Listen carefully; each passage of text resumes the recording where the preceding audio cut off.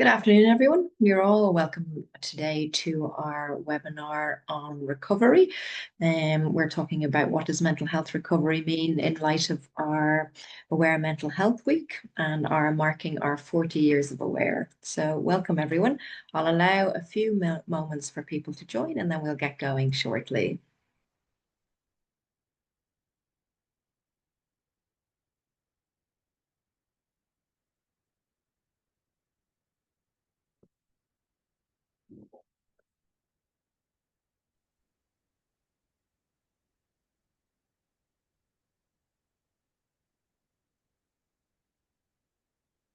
So welcome again, everyone. My name is Dr. Susan Brannick. I'm a clinical psychologist and I'm clinical director here at Aware.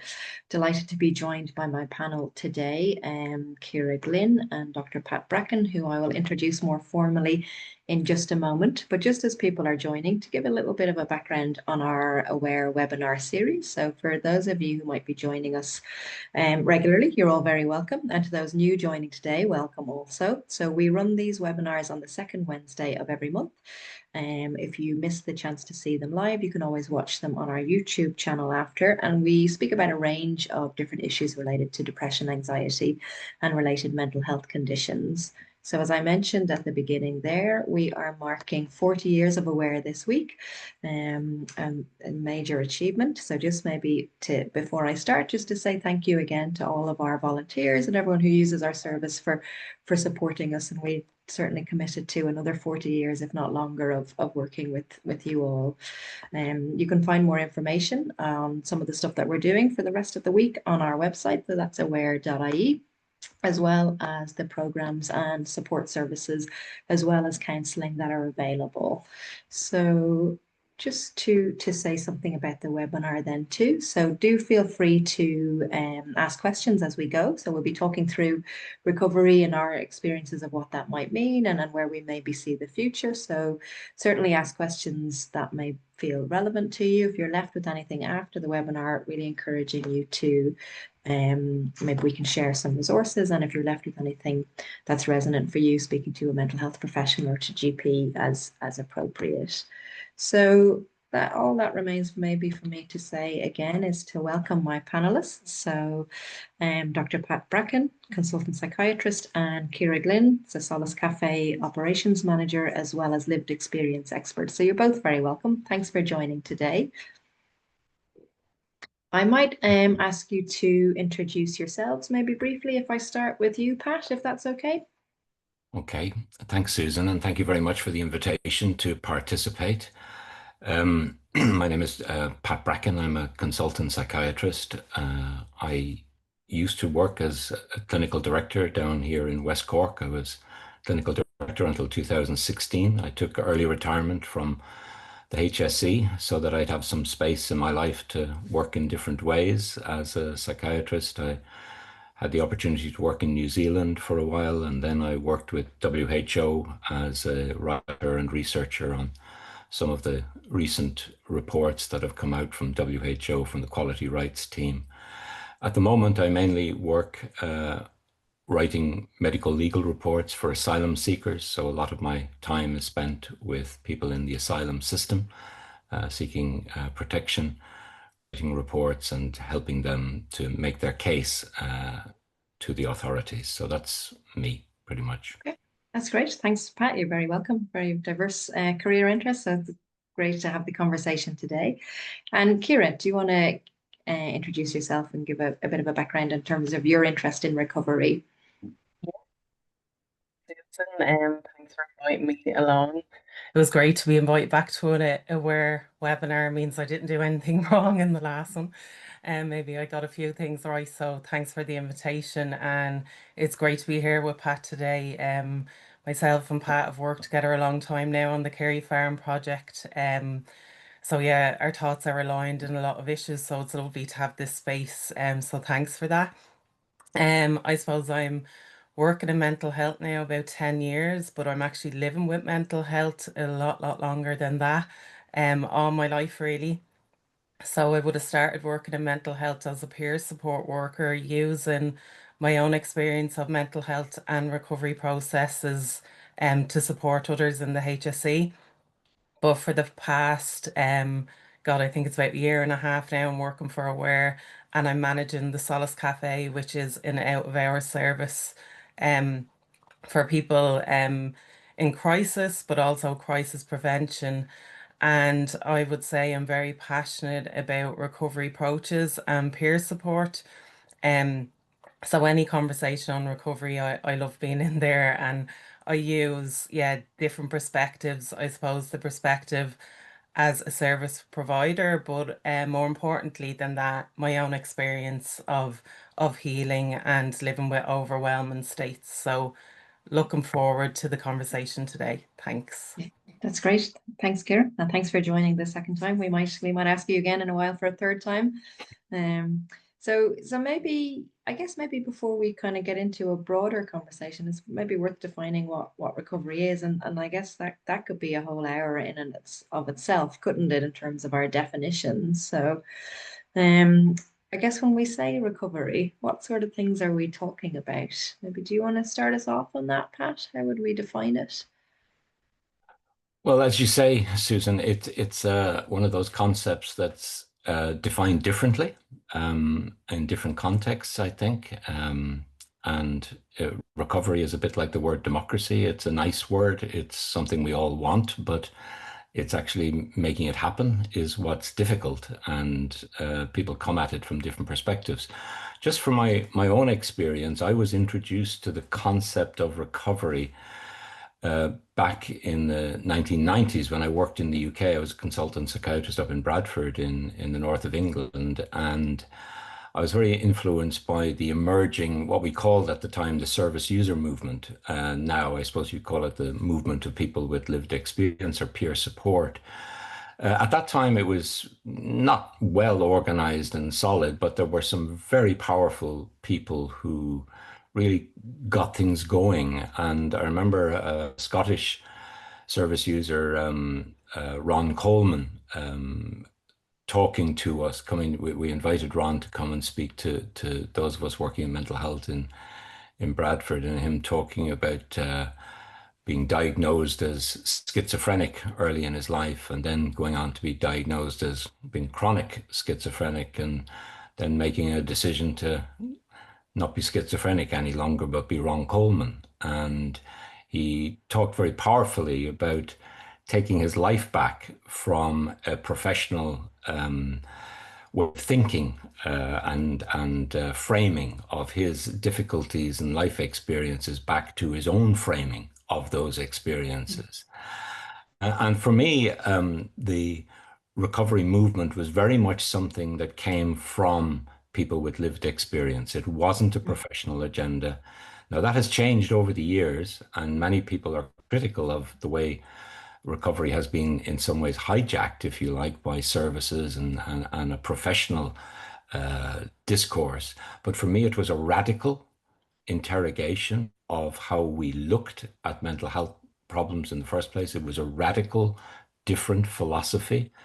It was a philosophy that challenged the kind of biomedical approach, which was dominant, according to which the main issue or your route through mental health was if you had a problem, if you were in a crisis, if you became stuck, your job was to go to a doctor, get a diagnosis, get some medication, possibly a few sessions of CBT, and that was it. That was the agenda. And what the recovery philosophy, I think, did was that it said, look, medication isn't unimportant, but it's not the most important. Diagnosis is not unimportant, but it's not at the center of what mental health issues are about. And really, what is at the center are relationships, meanings, values, and hope. And whole recovery approach for me was about trying to put these issues at the center of how we think about mental health and mental health issues, and how we think about moving forward and helping people move forward. And again, I would stress that it was never, for me at least, anti-medical or anti-medication or diagnosis or professional, but it was about saying those aspects of mental health have become the center ground, have become dominant, and they shouldn't be. And we need to put a very different way of thinking about mental health problems center stage. And so for me, it involved a kind of paradigm shift, a whole different way of orientating our thinking and our sense of priorities about mental health. And I think that still is the way I would look at it. Mm. And I still think it's a powerful way of thinking and challenging us, I think, to think differently about mental health problems. And what it does crucially is that it doesn't say that professionals shouldn't be involved or that their discourses and their thinking isn't important. But what it does say, maybe, is that it's not the most important voices in the mental health field. And that really, if we're going to have real progress, we really need to create the conditions for dialogue, genuine dialogue with the peer movement that has emerged over the past 20 years, and that it is those voices that really can teach us and help us to find a different way of thinking about mental health and a different way of thinking about how we move forward. So to me, it's a philosophy, it's a way of thinking, but it's also about the power and who should have power and whose voices should be listened to when it comes to mental health issues. So that's kind of how I've come to see it over Yeah, the no, years. that's great. Yeah, then there's so much in that, Pat. Thank you. I guess it's hard to have this conversation, isn't it, without thinking about power and where that sits. And maybe we might go on to talk about that as we go through this. But I suppose it's not just about the end point, but I guess maybe what you're pointing to, recovery as a concept, is not just about how someone is well, but it's also a whole paradigm shift of what it means to move through Yeah. becoming yeah, I guess a journey, I suppose, of sorts. Um, and all the different parts in that. Ciara, what do you think in terms of what Pat's just kind of raised? In terms, there's a few pieces in there. Yeah, there's a lot in that. I agree with Pat on all that. I'm part of this movement of peers who are hoping to like shift the understanding, I suppose, and what we traditionally viewed as recovery.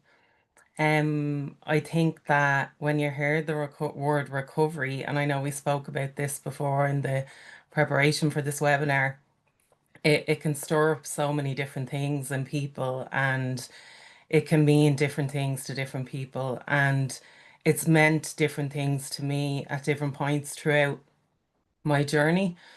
I actually didn't hear the word recovery until I was outside the services, and at that point, I had been accessing services for 5 years, maybe 5 or 6 years, and no one ever mentioned the word recovery to me. So I didn't see that there was a way out of those experiences I was having.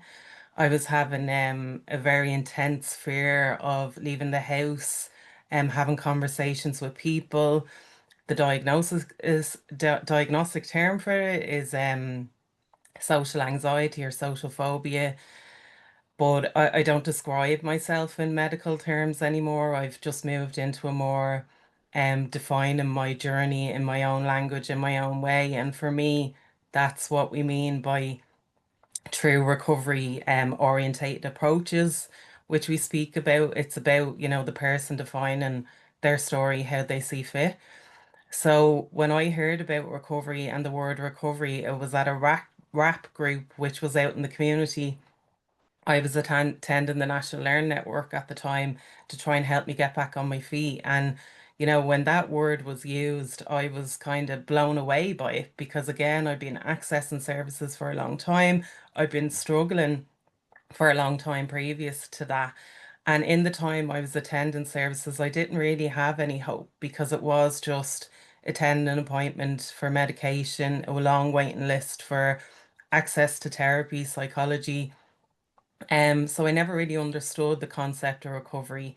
So that was back in 2007. So I've since come on a journey with that, and the journey has been influenced by my own understanding, working in the service, meeting with peers, speaking with other people with their experiences, like professionals. When I learned about this whole movement, I really aligned to it because it gave me validation on what I had experienced, and I felt more aligned to that than maybe traditional approaches in mental health. But it's not to throw out the traditional approaches, as Pat Mm. said. It's about defining it yourself. So I would have seen recovery as a very individualistic thing, something that I needed to work on. And it was to a certain extent, but I don't think it can be left with people in isolation. I think we have to acknowledge the wider social, political influences that affect a person in their life. I grew up in poverty, a very dysfunctional family, dysfunctional community, and those things impacted me developing this intense fear of leaving the house and people. But that was really never acknowledged. And I feel that under the umbrella of recovery, that is acknowledged and it's validated, and it's not, I didn't fix everything knowing that, but the validation piece was so strong for me and so powerful that it started this like internal type healing that, I'm constantly working on, have been working on for a long time. Yeah, I've loads more to say, but I could talk for an hour straight about this. Yeah, yeah, no, But it's fine. that's just on those bits anyway. Yeah, no, thanks, Karen. I think that's really great, isn't it?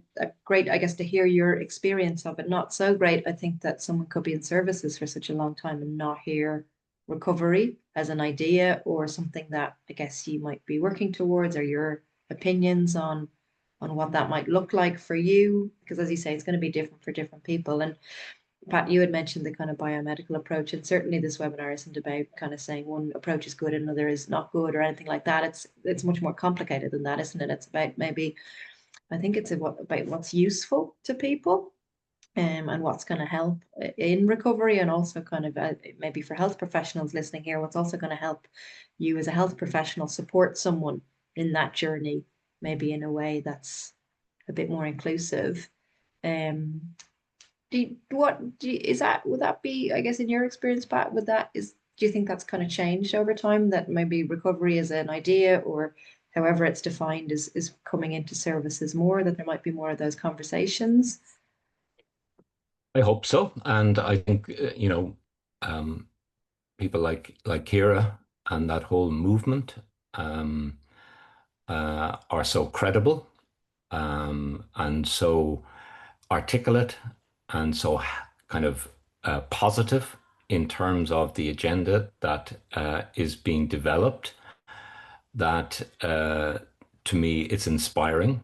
It inspires me with the idea that we can, like, perhaps for the first time ever in human history, we can actually create the conditions for genuine dialogue between Mm, professionals and people who are using services and go through states of psychosis or states of depression or states of whatever it is that we conventionally call mental health crisis. Up to now, the famous French philosopher and historian Michel Foucault talked about the history of psychiatry as a monologue of reason about unreason. In other words, there wasn't the space for dialogue. The voice and the experiences of people who actually went through mental health crisis was never heard. It was always professionals writing about, talking about, pontificating about those experiences. And the job of the patient was to, if you like, take that discourse and define themselves in terms of it, which forever made them dependent upon that professional discourse. What we have now, for the first time ever, as I say, in human history across the world, because of the work of people like Ciara and others, are the conditions for genuine dialogue. And that's exciting. That really is something important. And for people watching this webinar who are coming to work in mental health, this is an exciting time to be coming to this field and work. But I think the job for us as professionals is an important one. And I define myself as a critical psychiatrist. I'm part of a network of psychiatrists called the Critical Psychiatry Network. We're about 300 people internationally, consultant psychiatrists mainly, who have come to the conclusion that because the power of psychiatry is so dominant, the power, not just in terms of legal power to detain people, to control people, but also the linguistic or cultural power to define what's happening, to define the language in which mental health disorders and problems are described, talked about, and to control that discourse, because we have so much power in terms of that.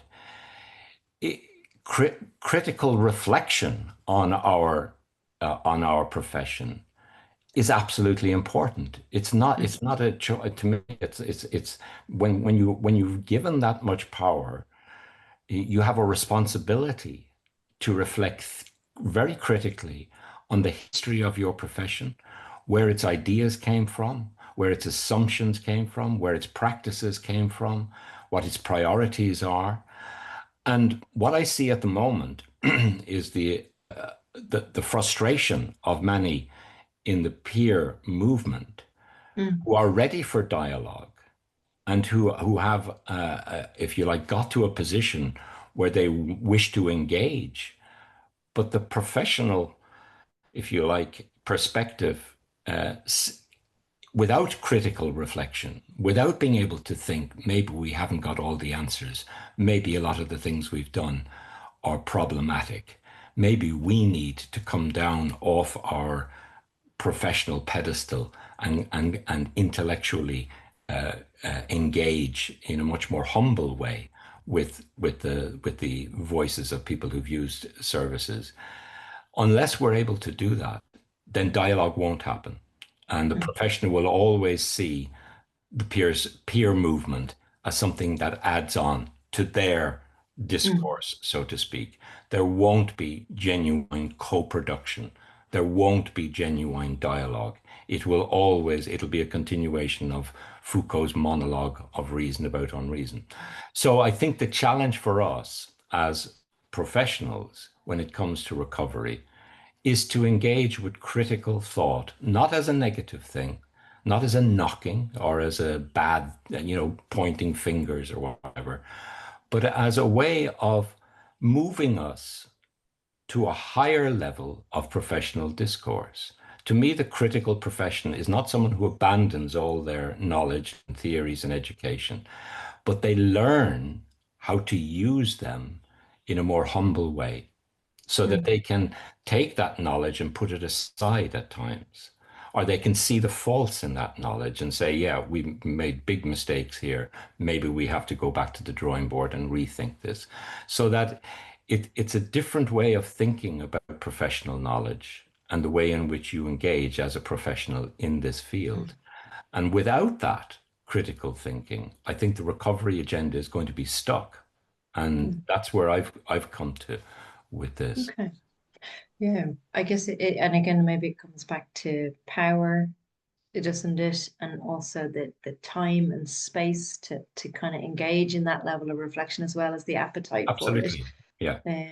These are big kind of issues. And I guess maybe Ciara, because you've got, in a sense, kind of multiple hats on here in a sense of bringing it kind of, I'm guessing maybe in a sense, if there's health professionals watching this, they're already interested in the idea of recovery. So I guess it's how to support that from the different perspectives. And I guess as someone, I think you had mentioned earlier, Ciara, it can't also be left to the individual person. There's a whole system around stuff. One person can't do everything, can they? But I guess from how we might kind of support mental health professionals to kind of come into this more.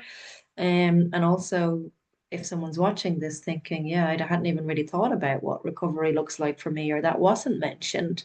What do I want from this? Where you might start with that kind of exploration, Yeah, a lot in all that again, and which I agree with. And I suppose I have those different perspectives of being a person who access services, but then like being part of peer support workers integrated into the HSE. I was part of the first cohort of peers back in 2017. And I suppose we were at the front, we said we were the guinea pigs to go in and see how this works. So we were at the front of those interactions. And I would say there are many people working within the service that already think in a recovery orientated way. Now, that's a spectrum. Like there's people at one end who really know this stuff, they've read the policies.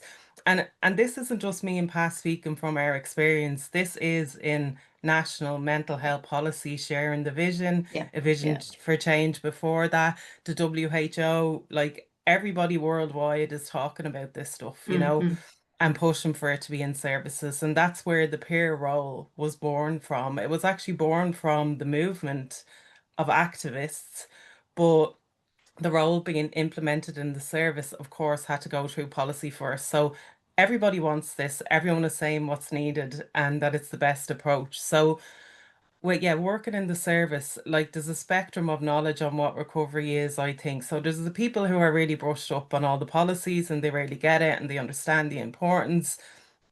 And then there's maybe people that have heard about it, not so knowledgeable, but I would say they are naturally engaging in Mm. recovery orientated stuff. Because for me, peer support and recovery orientated approaches are getting back to what it is to be human and connecting with other humans. Yes, we put all fancy language on it, we spruce it up, and people have different ways of articulating it. But absolutely, for me, it's just back to being a decent human being, leading with kindness, respect, dignity, like empowerment for the person, creating that space for empowerment. So I really think if we asked everyone in mental health, are they doing that? Everyone would say yes, because Mm. what the hell else are you working in mental health for if you're not doing that? Mm. But I think that the system can really like take that out of people some way, and not on a human level. I'm not saying people are unkind, but through our training, maybe in different fields, the medical field, there's a focus on different things. So when you're focused on medical interventions, maybe that other stuff takes a backseat. Again, not a criticism on anybody. So for me, working in the service, it was almost like being around people who really cared and wanted the best, but maybe through their approaches, caught up in the system, the power, it just transpired in a different way for the people that were attending. Not all the time. Some people have Mm. found really medical interventions really, really helpful and beneficial. Um, so for me, it's like people know this stuff innately, and it's getting back to that, and it's quite simple. I think we overcomplicate it a lot of the times. I can see now leading a service, the Solace Cafe, like the difference in working in that space compared to working in a big wide system like the HSE, like the impact it has on people attending, but the Yeah. impact on the people I work with, the team, and we've really brought it back to the basics of simple human connection, which is what peer support is about. So I would say there is a lot to read on this if you're into that as a mental health professional, but it's also just remembering the kind parts about you and the Mm. human parts about you, and like maybe reflecting, is that always shining through in your work? And maybe you're overworked, maybe you're overstressed, maybe services are under-resourced, maybe you're underpaid, whatever it may be. Like it's hard to keep them at the center when all this systemic stuff is happening in a big organization. So Mm. yeah, that would be my thoughts Yeah. around, yeah, just getting back to being humans, really. Yeah, and I guess maybe is related to another conversation we had had, maybe thinking about also what motivates you, isn't it? A reconnecting with those values and motivations in terms of your work as well, and that how that can support people. I guess often larger organizations can be time pressured, and certainly mental health settings aren't always mental health friendly in a way. We know there's a reality with that too. So I guess systems can kind of move and change in different ways, can't they? What's your sense of what Ciara's shared there, Pat? You see, I think that's very powerful because what it's telling us is that, like, if you read psychiatry books or whatever, you won't hear that. You Mm. won't hear the idea that actually a priority our priority when we develop services, create services, are to create services that are kind, that are respectful, that aren't disempowering systematically in the procedures of admission and bringing people back to clinics. Um, the whole way of thinking, if you like, is different. Like when I was clinical director in West Cork, the biggest complaint we had all the time was of the outpatient clinics. People said to me, I go and I see a different doctor every time I go to the clinic, and I have to tell my story again, and we're starting over. It's like I'm starting over again. There's no continuity of relationship. And when you think about it, the outpatient clinic system that is everywhere in these islands, um, that comes directly from the medical model, because it's what's used in general medicine and in surgery. And if you're a diabetic patient, it might make sense to go to a clinic every couple of months and have your bloods done, because that's the important thing, is getting the bloods done, getting your sugar levels and all the rest of it, adjusting the insulin. And it's nice if you meet the same doctor, but it's not crucial, because the main thing is getting your insulin done or whatever. Now, that might work when it comes to diabetes or hemophilia or some of the other medical diseases that people go to. But it's absolutely inappropriate when it comes to mental health, where the important thing is relationships and respect and someone being heard. And yet, nowhere are we getting rid of that system of using outpatient clinics to follow up people over time. Now, in some places, if you've got a good community mental health team with community nurses, psychologists, it works that other people are doing that continuity stuff. But it's absolutely inappropriate, I think. It's the biggest complaint that I used to get, and that comes directly from what Ciara is saying, is that you know we don't use the recovery approach when we're thinking about service development. We don't put relationships, respect, kindness at the center of how we think and plan services. We put the medical model there. Do you know what I mean? And I think it's that's where it becomes very very practical, and yet crucial. It's crucial in terms of providing a service that is actually meaningful for people. Um, and what happens with what I see happening when you have that outpatient system, even if you have the other things of a community mental health team there, what you get are people stuck on the same medicine regime month after month, year after year, because the doctors are not, you don't have an ongoing continuous relationship.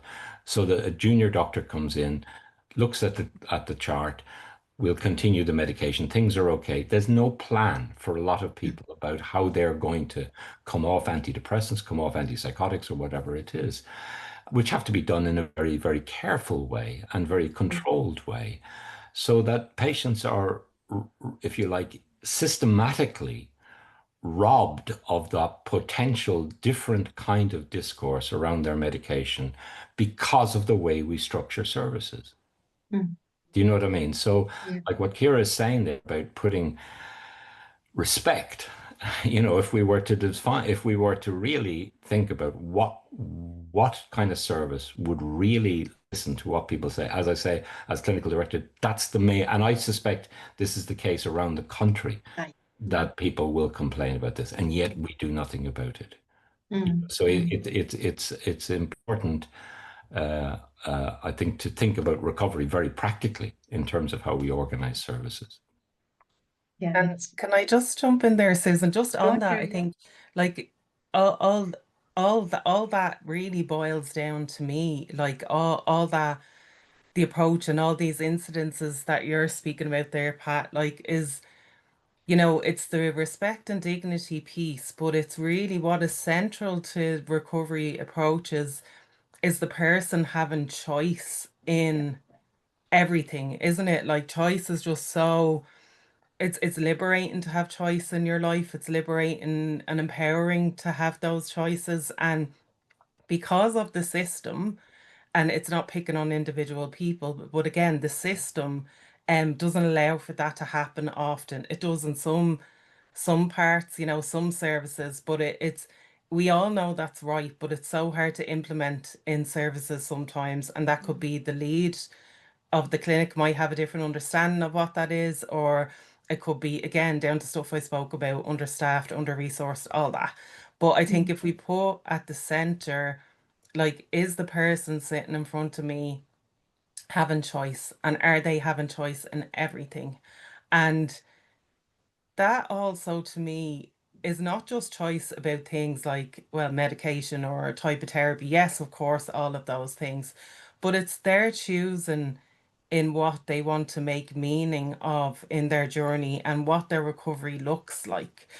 Because what I found in my own journey and working in the service is that, you know, we're obsessed with getting people back to work and to do courses. And I think that's great for some people, you know, it really gives them meaning, purpose, routine, all that kind of stuff. But when I was in the service, I felt that I was constantly pushed to get back to work or do a course. And I must have tried that, no mess, about 20 times over the course of the years. And I would go in and try and like integrate into society, because it's not only services and mental health professionals, it could be people in your family are telling you that. Now, my family didn't push me into that life, but many people, you know, their family thinks, you know, we need to get you back to work, as if that's an indication on how recovered you are if you're contributing to society. Now, it might be for some people, but for other people, maybe they're not ready.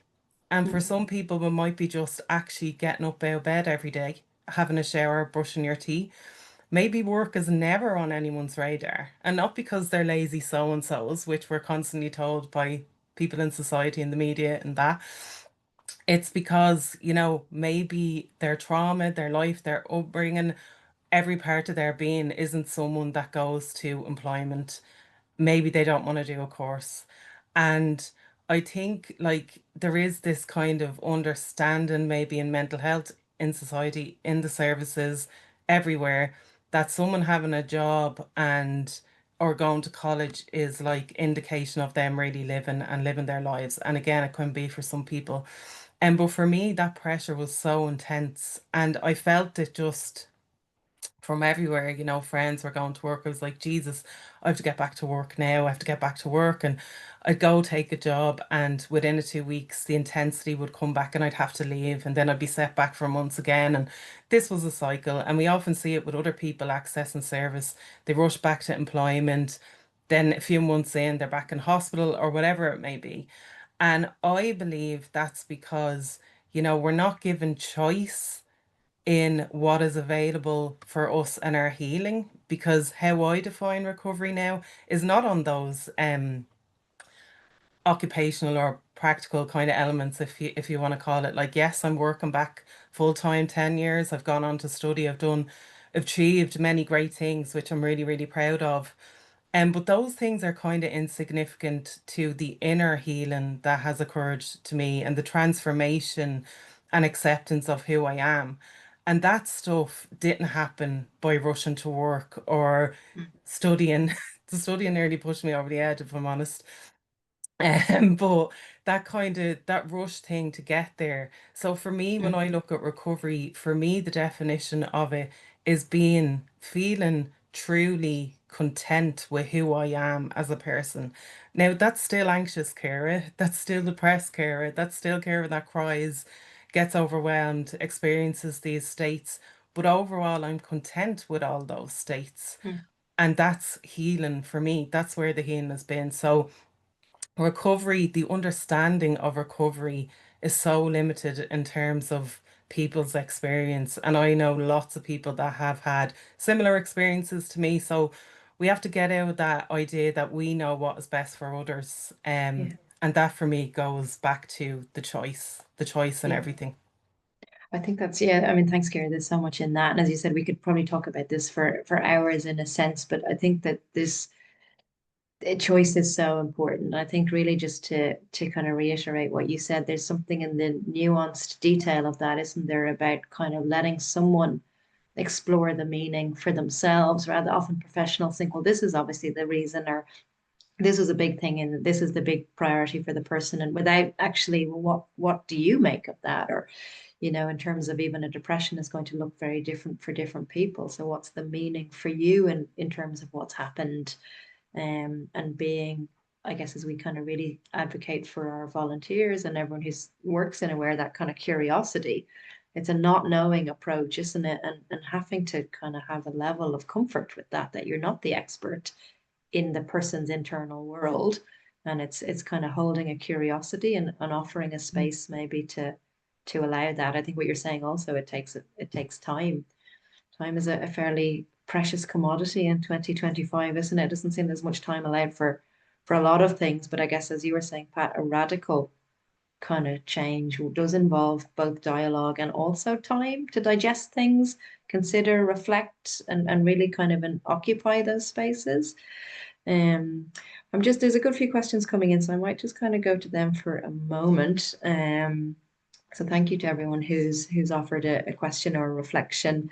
And I guess maybe just a kind of a reaffirming of, for some people, recovery maybe wasn't part of discussions with medical professions, and just as a broader kind of reflection. And you had sort of mentioned this, Ciara, about kind of thinking overall about a person's life, maybe how early experiences might impact on present experiences, and how that might play out, as well as the systems that people are in. So and apologies, we can't answer direct questions about people's experiences, but certainly on a general level, certainly I as a psychologist would certainly agree with that, in terms of even that all three of us on this call, we're going to be shaped to degrees by our early experiences. So that's par for the course of being human, isn't it?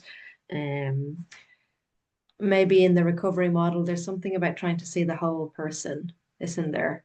And the whole person with that curious approach. So what the person is sharing with you about what's important and what matters, as opposed to, as a mental health professional, or indeed as a relative or partner or friend, what you think the key issue is.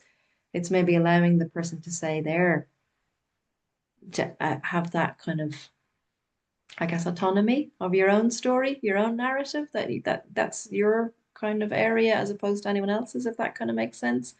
I don't know what either of you think of that. I'll just kind of come to another question as we're talking. This is an interesting one in terms of it. Are you kind of thinking about recovery or management? And that's an interesting one, I think, because it kind of speaks to what does it look like for the individual kind of moving through that journey. And I don't know if either of you want to speak to any of those pieces, or maybe something different. Well, just to say in relation to what you've been just talking about there, Susan, and I think the issue of diagnosis is important, because in many ways it's come to dominate a lot of our discourses around mental health, and I think our media discussions, our political discussions, it's seems to be all about getting people diagnosed and treated, so to speak. And I think part of what the recovery approach is telling us, as I say, and I would emphasize, it's not about getting rid of diagnosis or jettisoning. I'm a doctor, so I'm always very concerned that we don't miss something medical going on with people that might be driving their depression or anxiety or psychosis or whatever it is. It's a very important part of our job, is to make sure that we're not missing something that's treatable as a medical condition, that might be contributing to that. So diagnosis is very important. But I think where we have to, if you like, where the recovery approach would come in is it would be, if you like, sensitizing us to the idea of not encouraging people to define themselves in terms of a mental health diagnosis. That might be a mental health diagnosis might be helpful in terms of giving some kind of handle on what you're going through. And if you're going through an awful time in your life and you don't know what's going on with you, it can be very helpful to get some kind of framework for that so that you feel, oh, somebody else can help me here. I know what's going on. But I think what the recovery approach would be doing would be then saying, hang on, that's important, but don't get stuck on that. And don't define yourself just in terms of that diagnosis, because a psychiatric diagnosis is not based on, if you like, a diagnostic blood test or x-ray or something like that. It is a conventional way of organizing our thinking about states of mental disorder or whatever. And it's no more than that. And it goes through, periodic reiterations and discussions. And in our profession in psychiatry, we have debates about what's the best way to look at trauma, anxiety, and all the rest of it. So there's nothing God-given about any of the diagnoses that we use. Our best stab, if you like, at framing a person's problems. And I think what the recovery approach would be doing, and I would have certainly done this with when I worked with patients, is to say, look, that's the diagnosis, but let's not think in terms of your life in terms of that. Let's think about what you're going to do in terms of what are the positive things, what things can you do, what are the, if you like, I always think of Chinese medicine, which is, not looking at the person's problems, but looking at their strengths and building up that sense of, what the person can do rather than focus on symptoms of one sort or another. Because in the end, if you start to become empowered, you start to get more control over your life, you start to become freer in what you do, then whatever the mental health problem is, it gets lesser in terms of its dominance of you and your life.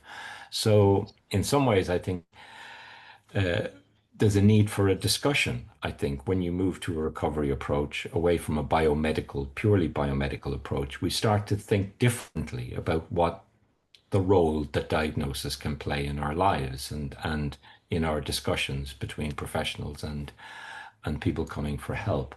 So I think that's important, in terms of not allowing it to become a cage in which you start to live your life. For me, I use the term people getting stuck, and that's what I've seen over 40 years working in mental health. I see people get stuck in their lives due to different things going on, and they get stuck in different ways. And your job as a professional, I think, is to sit with that person or sit with a team with that person and say, how are we going to help you get unstuck and move on?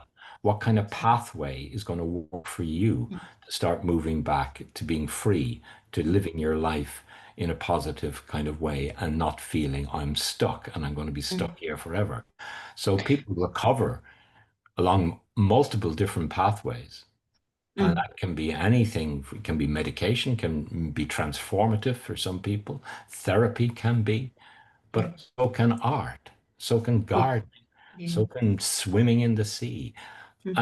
And very often some kind of sense of community and accessing that and feeling a normal human being part of normal discourse is very important to people. So there are multiple ways in which we can do that and achieve that. And I think the job for services is to be able to think as broadly as that and maybe not have to deliver everything themselves, but to be part of a network that does respond in multiple ways to people getting stuck in one way or another. So I think there are lots of dimensions to this that come out of, if you take the recovery approach seriously, it reorientates our thinking about what our priorities are and where we should be going.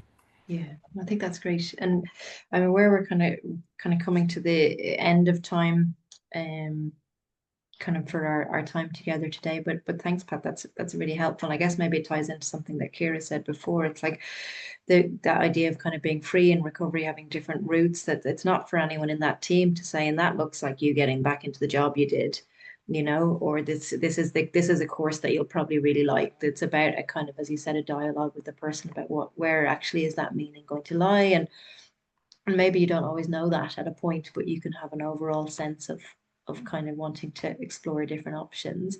Ciara, there's a question here that I wonder I'm going to put to you and maybe then also to Pat, and we might kind of finish with the questions then. So thank you to all who've put in questions, and thanks for the feedback in terms of having this conversation today. I think this is an interesting one because this does come up a lot actually in terms of mental health settings. So thank you for this question, and thank you all for the questions, as I said. But I guess how you might kind of integrate the recovery model when working with people who might be experiencing an experience of psychosis, maybe an involuntary admission, how you can really support choice as well as safety in that, I guess, choice and kind of dignity and those sides of things. And I guess in a sense where some people might say, well, it's fine for this area, but not for this area of services. Ciara, do you want to take that kind of relatively briefly, and then I might come to you as well, Pat? A nice difficult question there Not to to put you finish on the up spot, on. Ciara. Thank you. No, I think it's a really, really good question, and it comes up a lot. Yeah. I did a trauma informed in practice postgrad in DCU last year or the year before, and this came up a lot in the room because I've never worked in an inpatient setting and I've never worked in involuntary, so I don't have the personal Sure. experience of that maybe inner conflict that comes up a lot in research, and it actually comes up in peer support research worldwide of how peers find it, the moral injury piece of trying to implement, choice rights-based approaches in settings where people are, involuntary detained. So it's something that comes up a lot. Yeah. Again, I've never personally experienced it, but I think there are ways of implementing it even in those environments. I Yeah. can remember being on that course and a lot of heated debate because there were staff that actually work in that. And, it's probably very easy for me to say, well, we'll give everyone choice. But, if you're working in an environment where it is your job to maybe administer medication, and without someone's consent because they are kept under the Mental Health Act, and it is your job to do that. Like like it's such an area which causes much conflict. I do think there are ways to still implement those approaches in those settings. There are peers working worldwide who have done that. I know a peer support worker that worked in North Dublin in the inpatient setting and ran a group in there that was very popular, and a lot of people still came to it. So I think, reforming of the act, and I know we're coming up to 1 o'clock, so we can't really get into that, but we're working on reforming our Mental Health Act, which will allow for more choice in those settings and will be in line with human rights because our act is very out of date, Yeah. and we're not in line with the UN CRPD. So that is a space that is very challenging. And for anyone working in that, I remember reading an article recently there, I think it was Mad in Ireland or Mad in America, I'm not sure, but it was about a person and they wrote anonymously about their experience of working in an inpatient and having to yeah, like contribute to those kind of practices that weren't aligned with recovery or orientated approaches, and how that was very taxing on themselves, and again that moral conflict. So Yeah. I think it's an area that is definitely more challenging than me in the working in the Solid Cafe, thinking it is easier to implement those things. So I don't deny that it's not harder in those spaces, but I do think we find a way and we can, and that's with working together. That's Yeah. reforming of the act and also having people in lead positions, because when I was a peer working in the system, I didn't have any power. Not that I want power ever, but I didn't have real power to implement any changes. So I think in all those settings, if you have someone who's a lead, who is really, really understanding and accepting and pushing for these changes, that really Yeah. dictates the whole service. Yeah. Um, so I think I'm hopeful for those settings, but I appreciate and acknowledge that it is a challenging space. Yeah, absolutely. And yeah, as you say, there's going to be maybe there's about having conversations and dialogue. I think change doesn't really happen, does it, without power? Someone needs to have the power to make some of those changes, and that can be at different levels. But Okay, so I guess we're kind of coming to the end of our conversation today. It's hard to leave it in a sense because I feel like we're just kind of getting started in some of the kind of more trickier pieces. So thank you both really for your contribution. Both are really valid and useful, and I'm hoping kind of people listening, it's given you a bit of food for thought, whether you're a health professional. My apologies if it's been a little bit kind of more in terms of the health professionals, but I think a lot of these ideas are actually really relevant to the individual, and also maybe if there's someone in your family or partner or friend that you know you're supporting or that you're concerned about. I could think they kind of transcend, don't they? It's about what it means to recover, what it means to come through something, and what that looks like. It's going to be really different, and it's maybe some ideas to kind of have a bit of a think about. We'll certainly share some resources after this webinar for anyone who's interested. But maybe by way of closing, not to distill our whole conversation into a one soundbite, but I guess maybe for both of you in terms of what you kind of most hope people might kind of leave from the webinar with in terms of what you've shared, or maybe something even to kind of think further on. If I start with you, Pat, and then I'll finish with you yourself, Ciara. Well, just as I think I said earlier, I think this is an exciting time to be working in mental health as a, from a professional side. If you're training, if you're studying to become a professional, there are wonderful opportunities, and different ways of thinking are emerging. And I would point people, I think, and particularly in relation to the last question there, to the WHO Quality Rights Team in the WHO in Geneva. They're put out a number of very substantial publications, research documents, and guidance over the last number of years that tackle these very, very challenging issues about coercion, but are informed very much by a recovery and peer-orientated philosophy. And, on an international basis, looking at examples from around the world of where services are working so that it can give us inspiration for where we move to.